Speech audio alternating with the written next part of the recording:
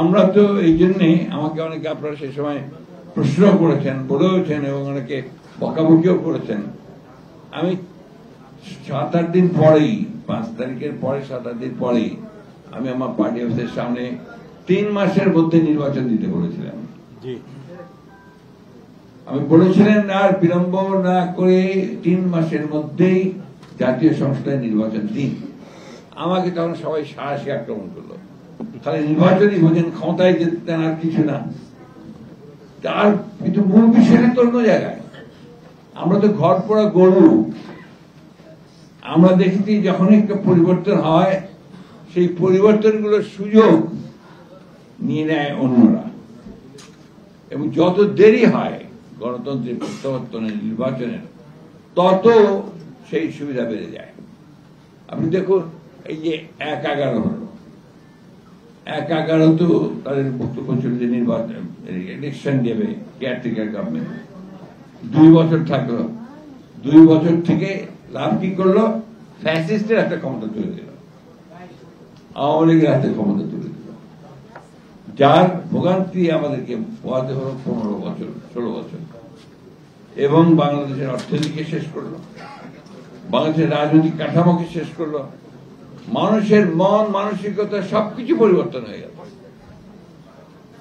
আমি কোনোদিন রাজনীতিতে আপনার ডিপ্রেস ফিল করিনি, হতাশ হইনি। আমি সবসময় আপনার সবাইকে সাহস দিয়েছি। আমরা ইয়ে বসতাম, আমরা একসঙ্গে সবসময় সাহসের মধ্য দিয়ে চলেছি। ইদানিং মাঝে মাঝে আমার কাছে আপনার হতাশার ছায়া ঘোরাঘুরি করে। কেন বলবেন আপনারা? কেন? যেদিকে তাকাই দেখি আর বেশিরভাগ মানুষই আপনার নষ্ট হয়ে গেছে, নষ্ট হয়ে গেছে। দুর্নীতি, দুর্নীতি, দুর্নীতি। আপনি কোন অফিস আদালতে যেতে পারবেন না। আমি এর আগেও কথা বলেছি যে ওই যে আপনার আগে আমাকে একজন ইন্ডাস্ট্রিয়ালিস্টই বলেছেন যে আগে 1 লাখ টাকা দিতে হতো, এখন দিতে হয় 5 লাখ টাকা।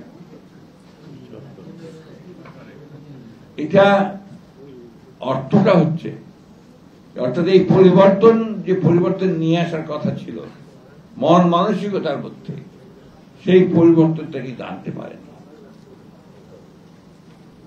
এবং দুর্ভাগ্যজনক ভাবে রাজনৈতিক নেতা টেতারাও এর মধ্যে আপনার জড়িত হয়ে পড়ছে, যেটা আরো বেশি ক্ষতি করছে বাংলাদেশের। আজকে বাংলাদেশকে বাঁচানোর জন্য আমাদের সকলের এগিয়ে আসা দরকার। এই দেশটা তো আমাদের। আজকে 1971 সালে আমরা যুদ্ধ করেছি, যারা আছি সবাই। আমাদের অনেকে গুলি খেয়েছে, অনেকে ভাই মারা গেছে, মা মারা গেছে, বাড়িঘর পুড়ে গেছে, গ্রামের পর গ্রাম জ্বালিয়ে দিয়েছে। 71-এর কথা আমরা ভুলি নাই, ভোলা সম্ভব না। অনেক প্রচেষ্টা চলছে এটাকে ভুলে যাওয়ার, কিন্তু সেটা ভোলা সম্ভব নয়।